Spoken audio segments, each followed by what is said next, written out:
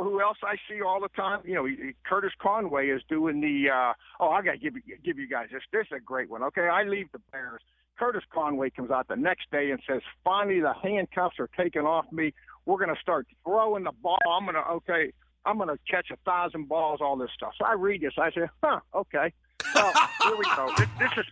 This is how this profession goes. Okay, two years later, I'm with the Dolphins. He's with the Chargers now. He's not even with the Bears.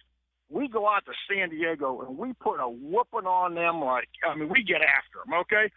And I'm at the Dolphins. He's at the Chargers. After the game, he comes up and gives me a hug, and he whispers in my ear, "Coach, anything you can do to get me in Miami." And I'm thinking to myself, but anyway, long story short, Curtis and I have been great. I see him all the time now because he does Pac-12 games out there in California. Yeah, he was homesick, and I thought it was one of the worst things ever, and I don't know if that was scouting that you overlook that, because he admitted to it later, and he wasn't used to the wind. You play in Southern California, it's perfect conditions. All of a sudden, you got him returning punts here and trying to judge balls, kicks in the air, and it's wow.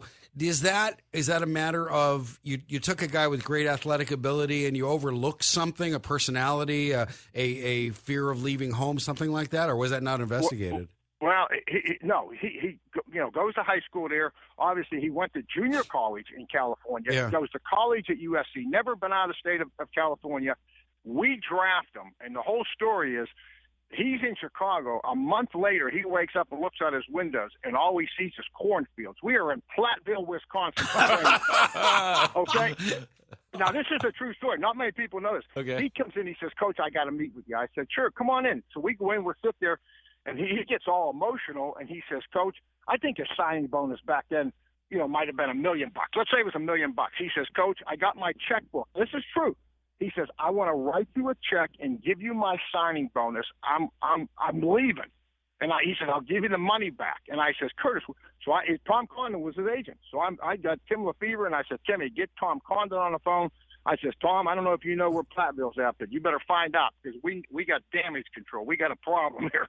So Tom flies out, and we talk Curtis, say, "Hang in there, work through it," and he was fine. But he was ready to give a signing bonus back, and he was going back to L.A. Oh, yep. man. I never heard that before, and I heard a lot of stories. See, and of all the wacky things that go on with the Platteville. Bears, man, would that have hit hard on sports talk radio? And it was just because he had never – you guys are right. He had never been out of L.A., and I think if we had training camp off of Michigan Avenue somewhere down there, we would have been okay, But we put him on a bus and took him up to Platteville, and it was a quick adjustment for him.